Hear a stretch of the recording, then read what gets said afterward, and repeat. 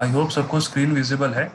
तो सबसे एक पहला टॉपिक जो हम लोग पहले इसको डिस्कस कर लेते, बट हालांकि डिस्कस नहीं किए वाला टॉपिक जो कि इक्वल इम्पोर्टेंट है कि जो सारे कंजेनाइटल एनोमलीज, जो सारे गुद में रेक्टम में जो सारे होते हैं, ठीक है, वो सारे क्या क्या हो सकते हैं उसको हम लोग ब्रीफली डिस्क्राइब करेंगे।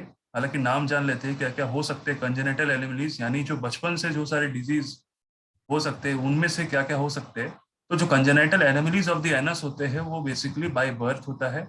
It can B structural and functional abnormalities, दोनों स्ट्रक्चरल का एज वेल एज फंक्शनल का एबनॉर्मलिटीज एनस का और रेक्टम का मिलता है। ठीक है, तो उसके अंदर डिजीजेस जो हम लोग चार पांच जो ब्रीफली हम लोग पढ़ेंगे वो है सन्निरोध गुदा, जो हम लोग आगे चल के पढ़ेंगे।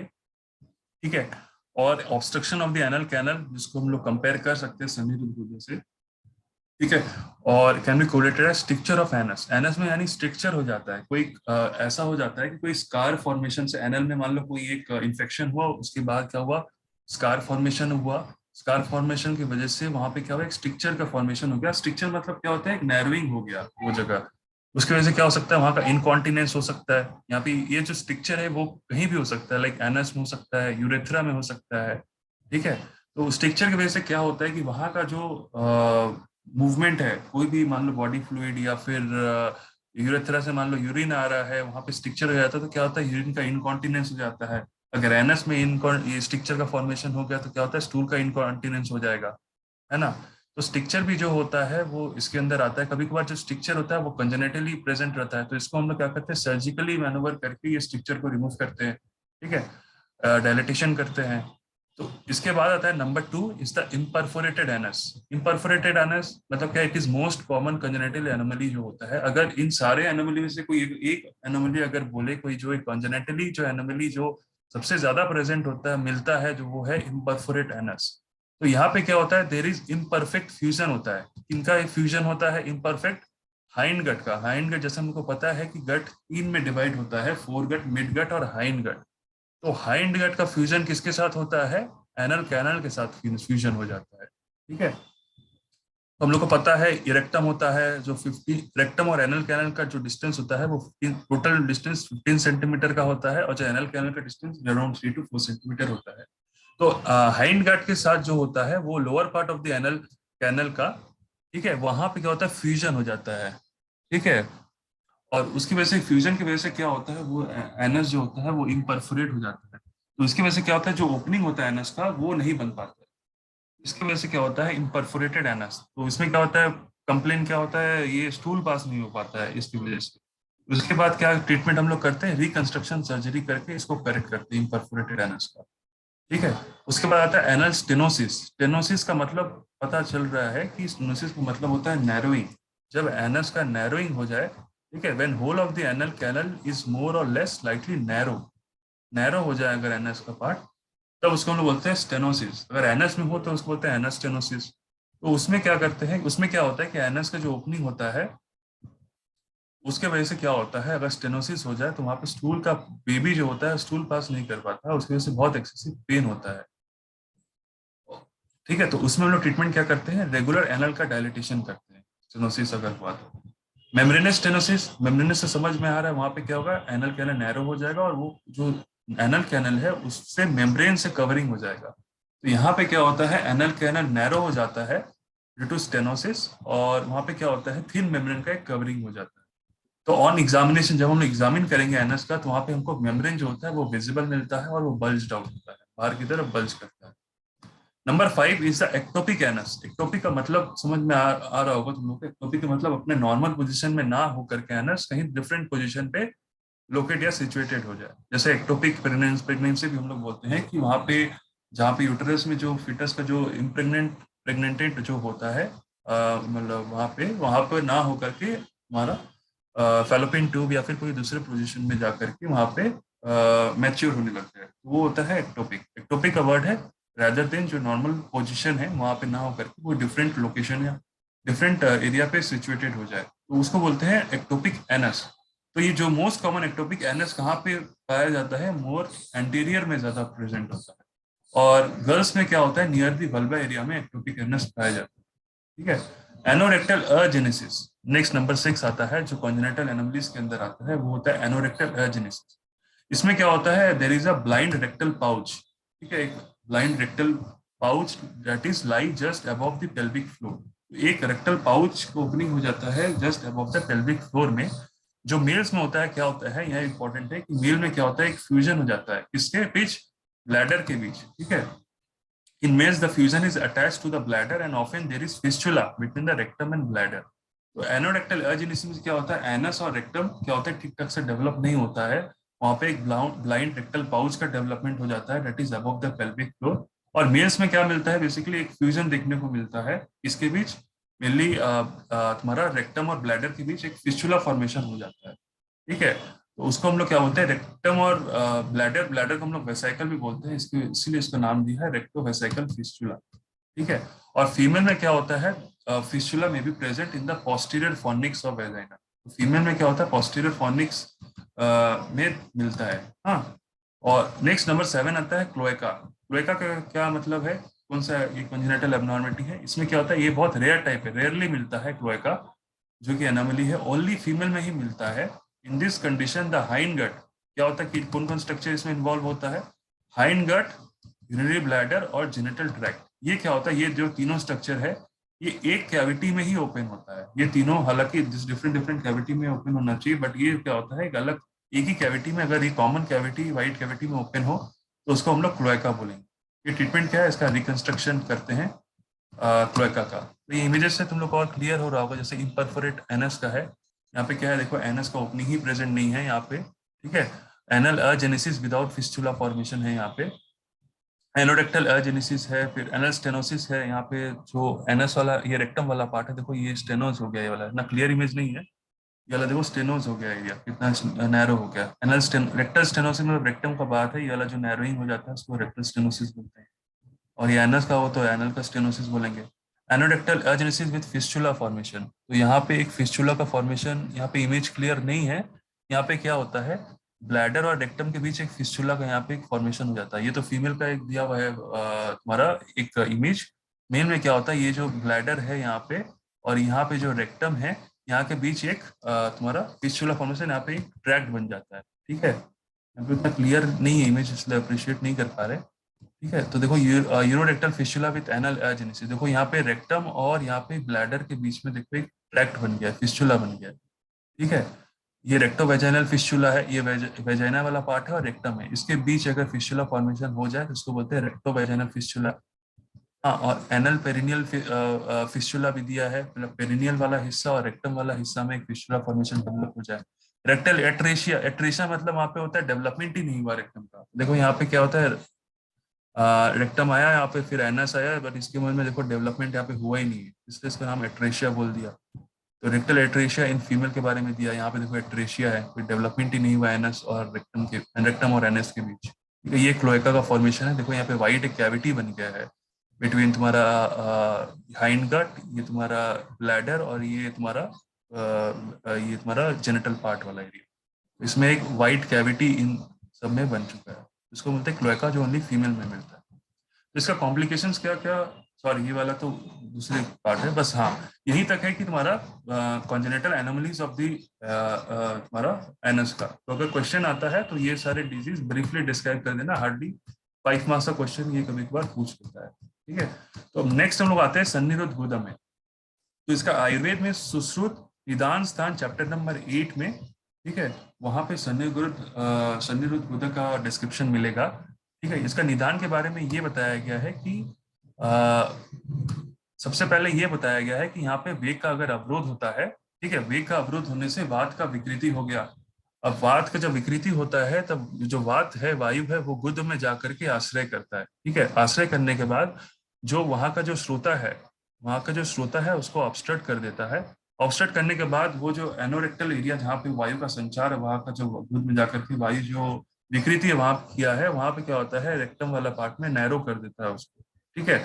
और क्या होता है, नैरो करने के बाद वहां पे क्या होता है, डिफिकल्ट हो जाता है डिफिकेशन करने में, ठीक है। तो उसको उसको नाम दिया है सन्निरुद्ध गुदा। सन्निरुद्ध का मतलब होता है ऑब्स्ट्रक्शन, ठीक है, obstruction of the anal canal. गुद मींस रेक्टम या एनल कैनल, तो सन्निरुद्ध मींस ऑब्स्ट्रक्शन या नैरोइंग। तो सन्निरुद्ध गुदा में हम लोग क्या निदान पढ़े कि वायु क्या होता है, वेग अवरोध के कारण, वेग संधारण के कारण वायु प्रकोपित हो जाता है, जिसकी वजह से जो सारे महास्रोत है, महत स्रोत वहां पे जाकर के वायु संचार होता है, विकृति होता है, फिर वहां पे क्या करता है, मार्ग को ऑब्स्ट्रक्ट कर देता है। ठीक है, ऑब्स्ट्रक्ट करने के बाद वो नैरो कर देता है।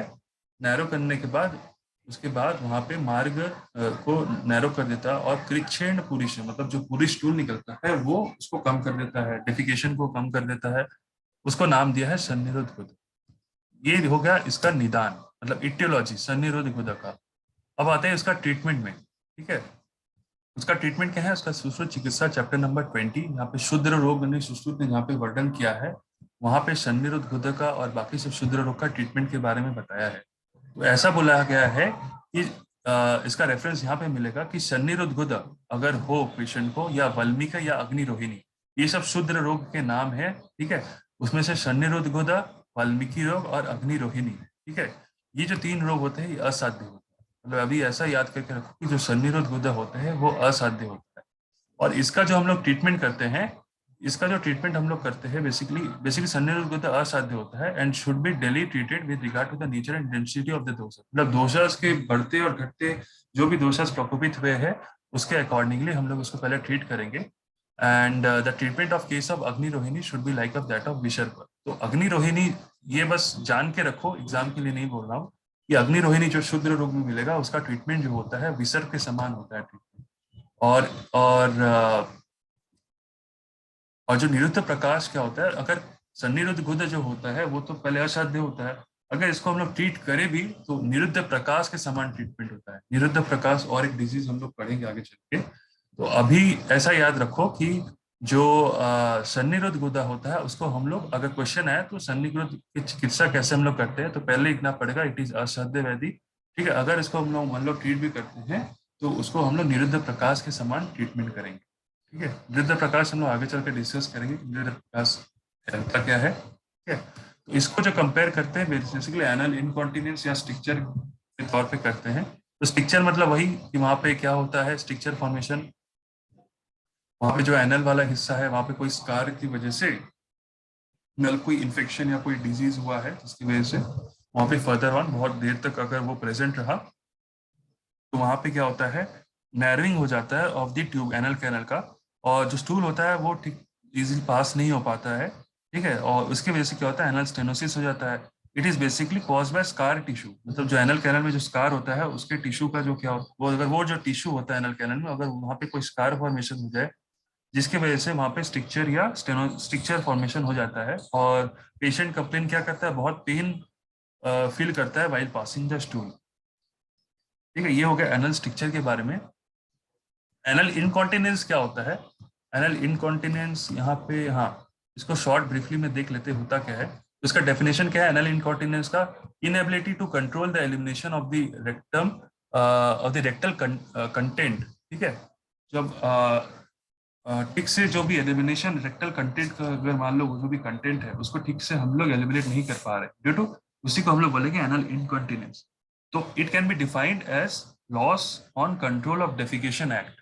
ठीक है, it can be defined as loss on control of defecation act. ठीक से डेफिकेशन नहीं कर पा रहे due to some aetiological factors, due to some causes, उसको हम लोग बोलते हैं एनल का इनकॉन्टिनेंस। ये 2 टाइप्स के होते हैं, number 1 is the partial, number 2 is the constant. जो पार्शियल होते हैं वो एनल इनकॉन्टिनेंस, जो पार्शियल एनल इनकॉन्टिनेंस होते हैं वो टेम्परेरी होते हैं, और जो कांस्टेंट एनल इनकॉन्टिनेंस होता है वो परमानेंट होता है। तो इसके कॉजेस क्या क्या हो सकता है, ओल्ड एज में बेसिकली देखा गया है due to decrease in muscle tone की वजह से एनल इनकॉन्टिनेंस देखने को मिलता है। हैबिचुअली वो लोग कॉन्स्टिपेटेड रहते हैं और पेन वाइल डेफिकेशन ऐसा कंप्लेन रहता है। कंजेनेटली जैसे हमने देखा anal incontinence congenitally can be present हो सकता है। कभी कभार इसमें डायरिया भी देखा गया है, डायरिया की वजह से भी एनल इनकॉन्टिनेंस हो सकता है। पहले डायरिया होगा, फर्दर ऑन उसके बाद वहां पे इनकॉन्टिनेंस का सिम्टम्स देखने को मिल सकता है। Malignancy, if any kind of CA metastasis condition अगर रेक्टम का रहा, तो वहां पे क्या होता है, कभी कभार एनल इनकॉन्टिनेंस तो दिखता ही है, साथ में साथ डायरिया का भी सिम्टम्स देखने को मिलता है। In case of rectal prolapse, वहां पे भी एनल इनकॉन्टिनेंस, जैसे हम लोग ने पढ़ा था रेक्टल प्रोलैप्स में भी, हम लोग प्रोलैप्स पढ़ रहे थे, तो वहां पे भी आया था सिम्टम्स कि एनल का इनकंटिनेंस वहां पे देखने को मिल रहा था। इन केस ऑफ एनी ट्रॉमा और एनी सर्जिकल प्रोसीजर और ऑब्स्टेटिकल हिस्ट्री अगर रहा, ठीक है, तो वहां पर भी एनल का इनकंटिनेंस हो सकता है। तो ऐसा भी हो सकता है कि कोई भी वहाँ पे सर्जिकल प्रोसीड्यूर हम लोग कर रहे हैं एनल के एरिया में, तो वहाँ पे क्या होता है विथ फर्दर कुछ टाइम के बाद वहाँ पे क्या होता है, कोई वहाँ पे इंजरी हो गया, अब कुछ टाइम के बाद क्या हुआ, वहाँ पे स्कार का फॉर्मेशन होने लग गया। उसकी वजह से क्या होता है, अगर एनल एरिया में स्कार का फॉर्मेशन हो गया तो वहाँ पे क्या होता है, आस्ते आस्ते स्ट्रक्चर का फॉर्मेशन होता है, जिसकी वजह से क्या होता है, एनल इनकॉन्टिनेंस देखने को मिलता है। तो ये सब गया तो जनरल कॉजेज। और न्यूरोलॉजिकल कॉजेज में क्या क्या हो सकता है, स्पाइनल कॉर्ड का इंजरी में कभी कभार हो सकता है, जो पुडेंटल नर्व जो होता है उसका अगर न्यूरोपैथी हो जाए उसमें भी कभी कभार देखने को मिलता है। तो इसका ट्रीटमेंट कैसे करेंगे, एक होता है परमानेंट ट्रीटमेंट, परमानेंट, और एक होता है टेम्पोररी ट्रीटमेंट। टेम्पोररी में हम लोग रीअश्योर करेंगे पेशेंट को, सम एक्सरसाइजेज इंडिकेट करेंगे to increase the muscle tone that can able to hold, ठीक है। Suturing of the torn sphincter, जो स्पिंटर टॉन हो गया है उसको हम लोग स्विचर कर सकते हैं। अब परमानेंट इनकॉन्टिनेंस का ट्रीटमेंट क्या है, उसके अंदर हम लोग इंटरस्पिंटरिक रिपेयर ऑफ ट्यूबर रेक्टालिस मसल का करेंगे। प्लाइकेशन, प्लाइकेशन मतलब वो जगह को हम लोग होल्ड करेंगे, ठीक है, ऑफ द एक्सटर्नल स्पिंटर को। आर्टिफिशियल स्पिंटर इंसर्ट, अगर ऐसा दिखेंगे कि स्पिंटर जो है वो ठीक ठाक से काम नहीं कर रहा है, ठीक है, पोस्ट एनल रिपेयर हम लोग कर सकते हैं इन केस ऑफ परमानेंट इनकंटिनेंस। तो ये वाला टॉपिक हो गया एनल इनकंटिनेंस, ये एज अ 5 मार्क्स क्वेश्चन पूछ सकता है, ठीक है। अब हम लगाते हैं रेक्टल पॉलिप के बारे में। रेक्टल पॉलिप क्या होता है, तो पॉलिप का मतलब ही तुम लोग समझ रहे हो कि पॉलिप का मतलब एक बेसिकली क्या होता है, एक टिश्यू का ग्रोथ, एक म्यूकोसा का ग्रोथ जिसको हम लोग बोलते हैं, जो प्रोट्रूड हो जाता है from the lumen of the rectum. जैसे ये रेक्टम वाला हिस्सा है, देखो यहाँ पे एक इसका स्टॉक वाला हिस्सा है और यहाँ पे एक पॉलिप का फॉर्मेशन। पॉलिप कहीं भी हो सकता है, अगर यहाँ पे रेक्टम के पास हुआ तो उसको हम लोग बोलेंगे रेक्टल पॉलिप। हाँ, नोज में भी होता है, नाक में भी होता है, फिर तुम्हारा बहुत हर एरिया में भी पॉलिप का ग्रोथ हो सकता है। तो अगर रेक्टम में पॉलिप हुआ तो उसको हम लोग रेक्टल पॉलिप बोलते हैं। तो ये क्या है, एक मास होता है, it is any circumscribed mass of the tissue that arises from the mucosa. जैसे हम लोग को पता है जो 4 लेयर होता है बेसिकली ये म्यूकोजा लेयर से अराइज करता है, और it is an circumscribed mass. Circumscribed mass मतलब होता है ये जो मास होता है इसको हम लोग कट कर सकते हैं। बेसिकली ये प्रोट्रूजन होता है from the into the lumen of the rectum, it is called as rectal polyp, ठीक है। तो रेक्टल जो पॉलिप होता है बेसिकली ज्यादा कॉमन होता है इन केस ऑफ चिल्ड्रन में during the first decade of life में, और एडल्ट्स में भी हो सकता है, ऐसा बात नहीं है, रेक्टल पॉलिप एडल्ट्स में भी हो सकता है, बट जनरली चिल्ड्रन में देखा गया है। और रेक्टल पॉलिप जो है greater than 30 years of age में बहुत ही रेयर होता है।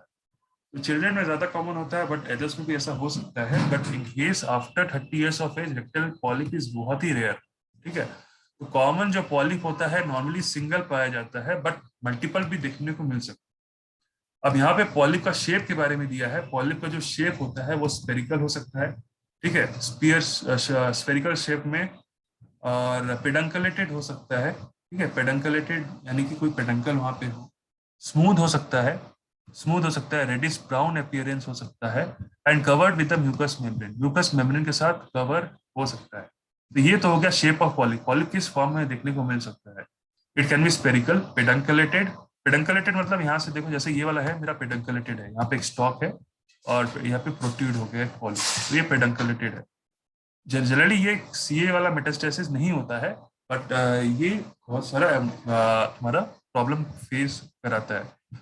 तो कॉजेस क्या हो सकता है रेक्टल पॉलिप का, rectal polyp can be congenital, inflammatory हो सकता है, and can be neoplastic, neoplastic भी हो सकता है इफ अगर प्रोलॉन्ग इसको यहाँ पे अनट्रीटेड रहा तो क्लिनिकल फीचर्स क्या हो सकता है, पॉलिप के केस में there will be a streak of blood in stool, stool में क्या होता है, स्ट्रीक ऑफ ब्लड देखने को मिल सकता है, प्रोफ्यूज ब्लीडिंग होता है, ठीक है। ड्यूरिंग डेफिकेशन क्या होता है, वहां पे मांस का प्रोट्रूड हो सकता है, there can be a mucus discharge, patient can complain anaemia होता है क्योंकि ब्लड का डिस्चार्ज होता है, टिनेसिस भी देखने को मिल सकता है, ठीक है। ये तो हो गया clinical features in case of polyp.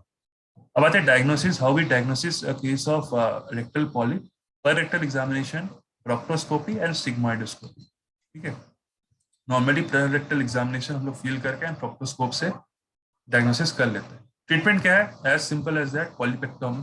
भी हम लोग क्या करते हैं, पॉलीपेक्टोमी करके इसको कट करके इसको हम लोग निकाल लेते हैं, ठीक है। तो ये तो हो गया रेक्टल पॉलिप, ठीक है।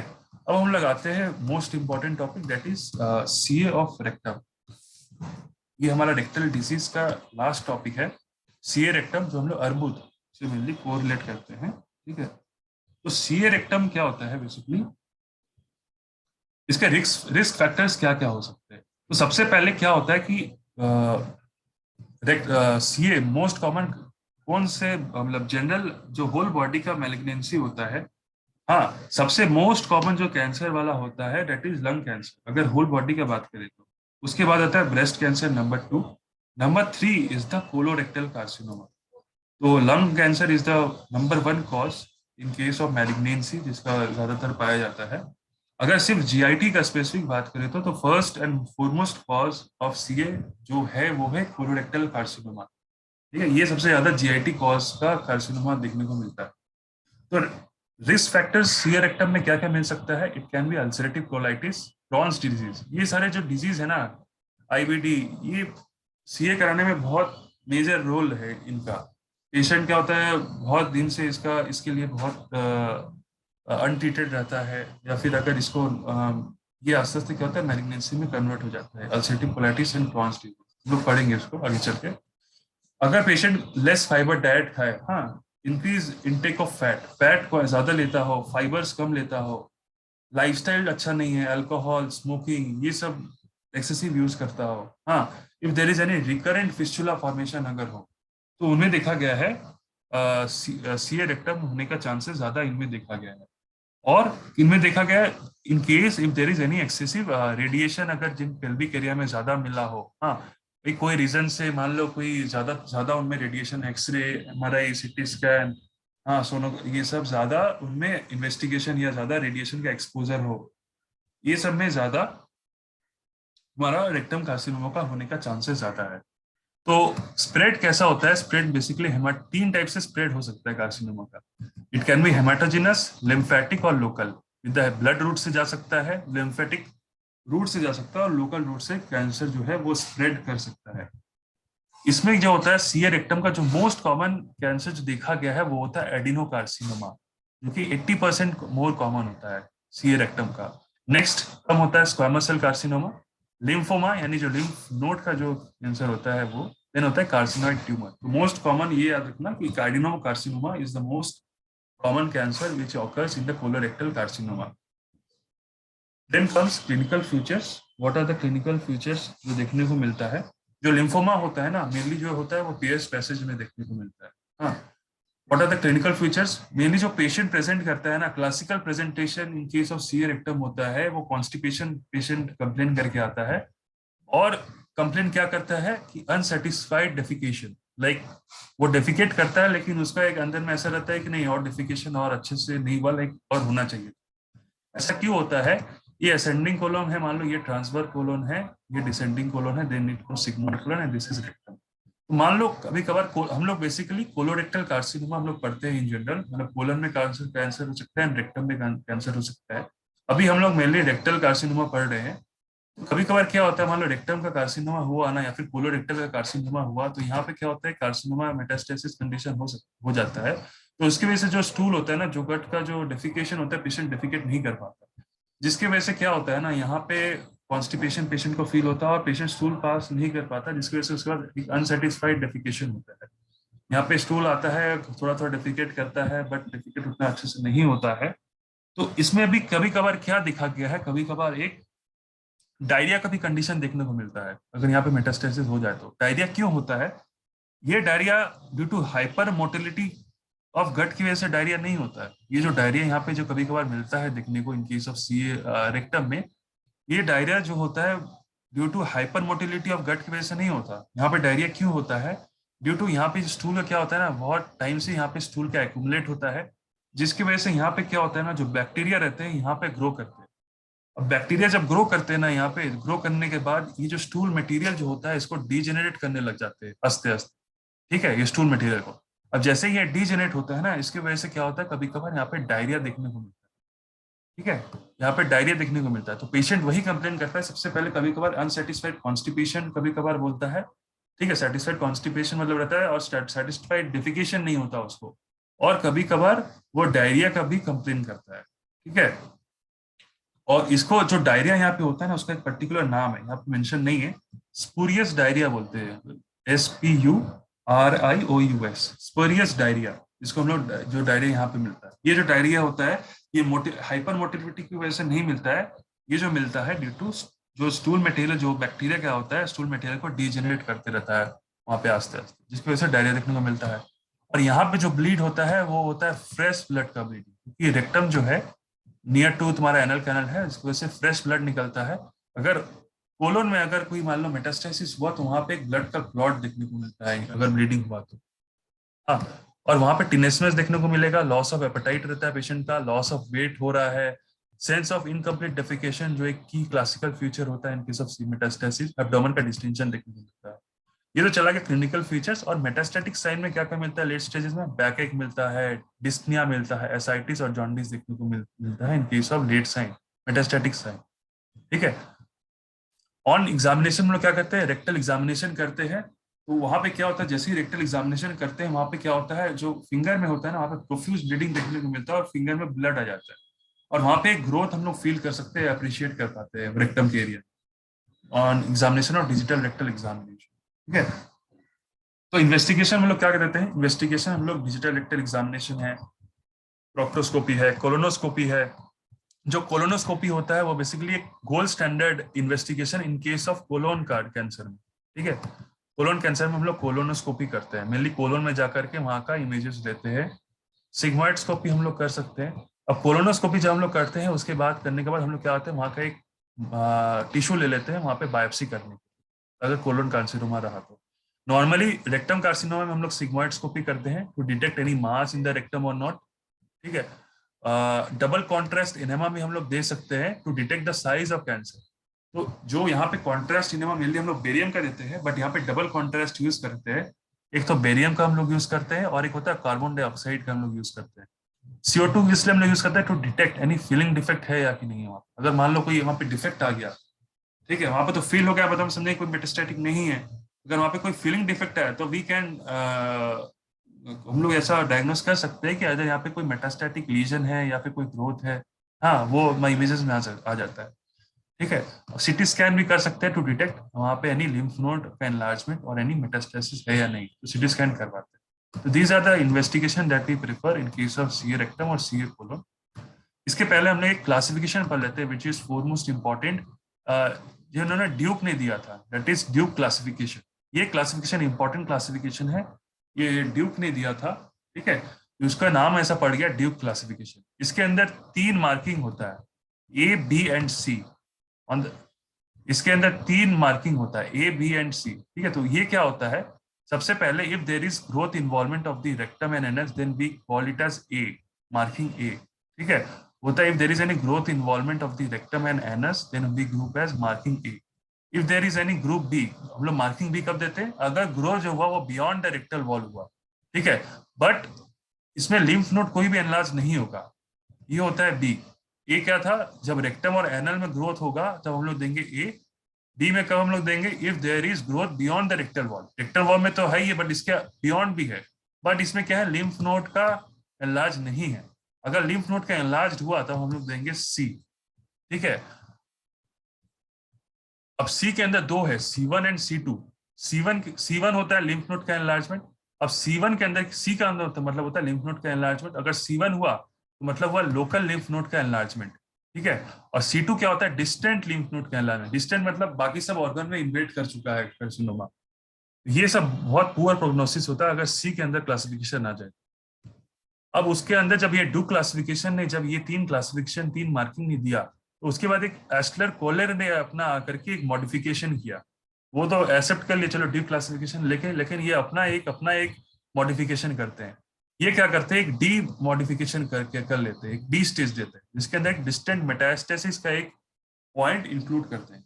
इन्होंने ए बी सी और डी बोला है, वेल ड्यूक ने ए बी सी बोला, सी के अंदर C1 एंड C2 बोला है। ठीक है। अब आते हैं TNM स्टेजिंग। TNM स्टेजिंग हर एक कार्सिनोमा में तुम लोग पढ़ोगे। ठीक है। तो T1 S क्या होता है, ये होता है कार्सिनोमा इन C2। ठीक है। T1 क्या होता है, when there is involvement of, जैसे हम लोग 4 लेयर होता है, serosa, muscularis, mucosa and sub mucosa. T1 किसको बोलते हैं, when there is involvement of mucosa and sub mucosa coat, but the muscular wall यहाँ पे इन्वॉल्व नहीं होता है, उसको बोलते हैं हम लोग T1। T2 कब बोलते हैं, जब वहां पे मस्कुलर वॉल का इन्वॉल्वमेंट होता है, तो हम लोग T2 बोलते हैं। T3 स्टेज कब बोलेंगे? When there is involvement of all the layers, मतलब चारों लेयर जो होता है वो इन्वॉल्वमेंट हो जाए, इंक्लूडिंग द सेरोजा, मतलब सेरोजा हो गया, म्यूकोजा, सब म्यूकोजा एंड मस्कुलर वॉल, इसको हम लोग बोलते हैं T3। T2 में जब मस्कुलर वॉल का इन्वेड हुआ तब। T1 मतलब सिर्फ म्यूकोजा एंड सब म्यूकोजा। T4 मतलब होता है कि extension to the adjacent structure, मतलब ऑर्गन का जब इन्वॉल्वमेंट हो जाए then B denote as T4। अच्छा, T का मतलब होता है ट्यूमर, N का मतलब होता है लिम्फ नोड, M का मतलब होता है मेटास्टेसिस। तो इसी के अंडर TNM स्टेजिंग होता है। N का अगर मतलब होता है लिम्फ नोड का मेटास्टेसिस। अगर N जीरो हुआ तो मतलब नो लिम्फ नोड का इन्वॉल्वमेंट, लिम्फ नोड कैंसर जो हुआ है उसमें लिम्फ नोड इन्वॉल्व नहीं किया। N1 का मतलब होता है रीजनल लिम्फ नोड का इन्वॉल्वमेंट, आसपास का जहां पे मेटास्टेसिस हुआ है वहां का आसपास का लिम्फ नोड का एलार्जमेंट हो गया है। M का मतलब क्या है? मेटास्टेसिस, मतलब M0 मतलब नो मेटास्टेसिस है। M1 का मतलब डिस्टेंस मेटास्टेसिस होता है, मतलब मेटास्टेसिस जो है वो फैल चुका है बाकी सारे ऑर्गन्स। ठीक है। ट्रीटमेंट हम लोग क्या करते हैं? ट्रीटमेंट में हम लोग क्या करते हैं, जैसे हम लोग को पता है ये वाला हमारा पार्ट रेक्टम होता है और ये पार्ट हमारा एनल कैनल होता है, और दिस वन इज द जो देख रहे हो डेंटेड लाइन होता है। ये पूरा जो होता है 15 सेंटीमीटर का होता है, और जो एनल कैनल होता है वो होता है 2 to 3 सेंटीमीटर। तो इसमें हम लोग 3 टाइप का रिसेक्शन करते हैं इन case of treatment of CA rectum. तो अगर मान लो अपर 1/3 ऑफ रेक्टम का इन्वॉल्वमेंट हुआ तो हम लोग क्या करते हैं? एंटीरियर रिसेक्शन करते हैं। ये वाला इन्वॉल्व, ये होता है अपर 1/3 वाला।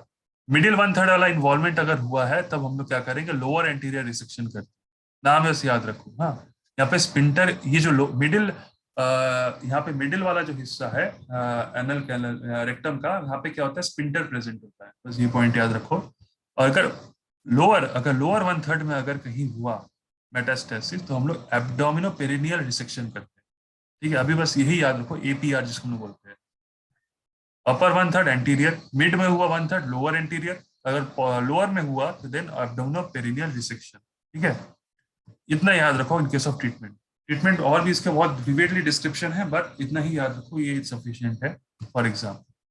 पैलिएटिव कोलोस्टोमी हम लोग कर सकते हैं। ठीक है, कोलोस्टोमी मतलब अब मान लो रेक्टम का यहाँ पे मेटास्टेसिस हुआ है, तो और अगर स्प्रेड किया तो हम लोग उसका पूरा कोलन को हम लोग रिमूव कर लेते हैं। जैसे ये असेंडिंग, ट्रांसफर, डिसेंडिंग, बना रहा हूं मैं, ये ascending, transfer, descending, sigmoid, rectum, फिर एनल, एनल कैनल।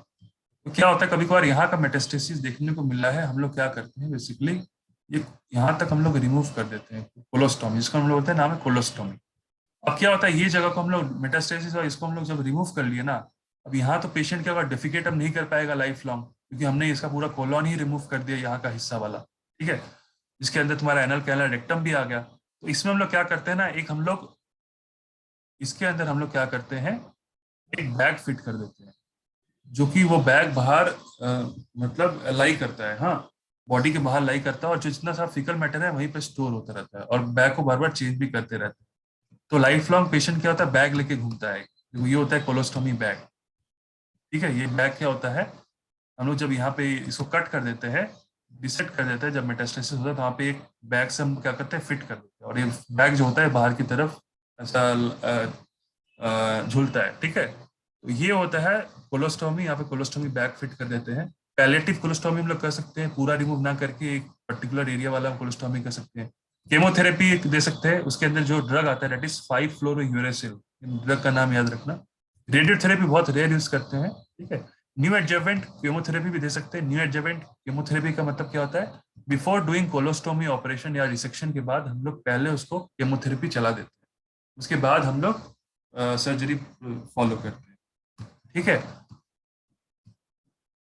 ये वाला हिस्सा है तुम्हारा CA का, यहाँ पे दिखा रहा है लाइट गंगा सी यहाँ पे ग्रोथ हो गया है, and this is the colostomy bag.